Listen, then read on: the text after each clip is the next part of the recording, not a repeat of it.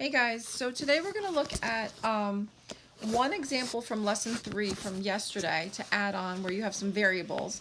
And then we're going to look at lesson 4, which is really simple multiplying binomials that involve radicals. So in lesson 3, the one example we're going to look at is to simplify 3 times the square root of 5a squared b times 4 times the square root of 10a cubed b.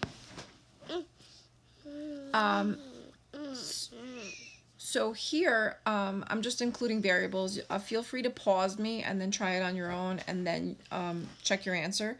So you have the option of, like yesterday, you could simplify first and then multiply, or you could multiply and then simplify. So if I were to just multiply, I would multiply the rational numbers on the outside first. 3 times 4 is 12.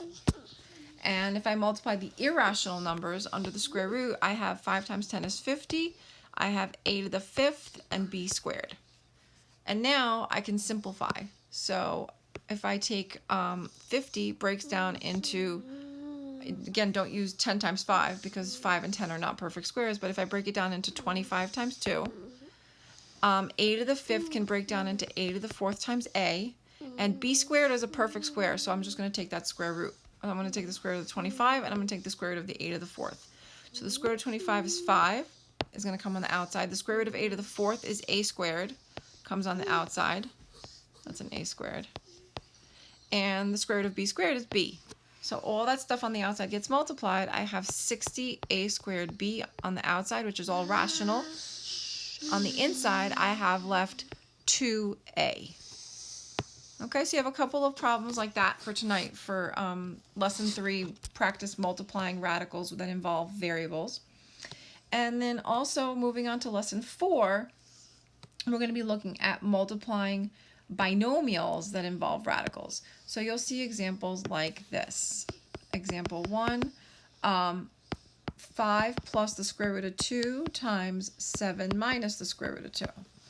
So what you have here is just like with variables, is you have FOIL. 2 binomials multiplying, you're going to multiply first times first. 5 times 7 is 35.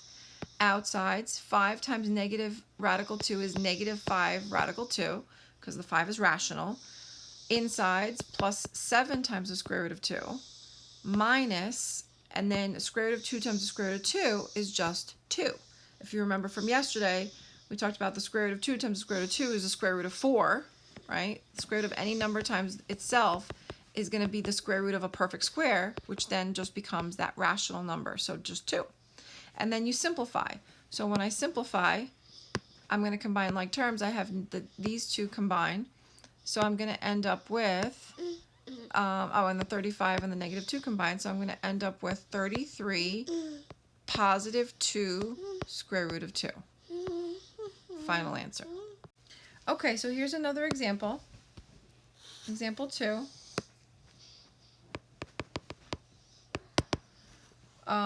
2 radical 3 plus 7 squared. So that's a binomial squared.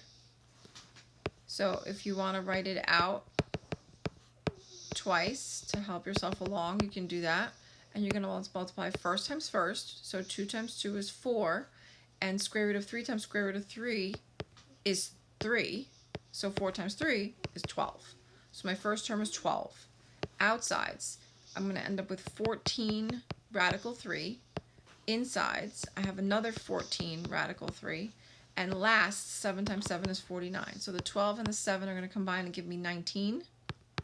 Plus, and 14 radical 3 plus another 14 radical 3 is going to be 28 radical 3. And there's my final answer.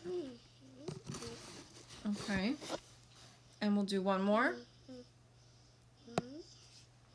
Example 3. Oh, we're going to end up on this again where it's not scrolling. Example 3. Okay. 5 radical 7 plus 6 times 5 radical 7 minus, square root of 6 minus square root of 6. So you should recognize that these are what we called earlier this year conjugates. Conjugates meaning one is positive, one is negative on the inside. They're not totally opposite from each other, but when you multiply conjugates, you end up with a squared minus b squared. So you're going to end up with the middle terms canceling out. So when you multiply first times first, you're going to have 25 times square root of 7 times square root of 7 is 7. So you'll have 25 times 7, which is 175, I think. 14, yeah. And then outsides, you can sort of skip this part once you get used to it, but outsides give me negative square root of 42. And did I miss something? I did. 5 square root of 42. Insides are going to give me positive 5 times the square root of 42, which is going to cancel. Right? And then when I multiply last times last, positive square root of 6 times negative square root of 6 is going to be negative square root of 6 times square root of 6 is just 6. So 175 minus 6 is going to be 169. So my final answer doesn't contain any radicals, any irrational numbers. It's just a rational number, 169. All right, so you're going to try a couple of these for tonight also, in addition to the lesson 3 homework.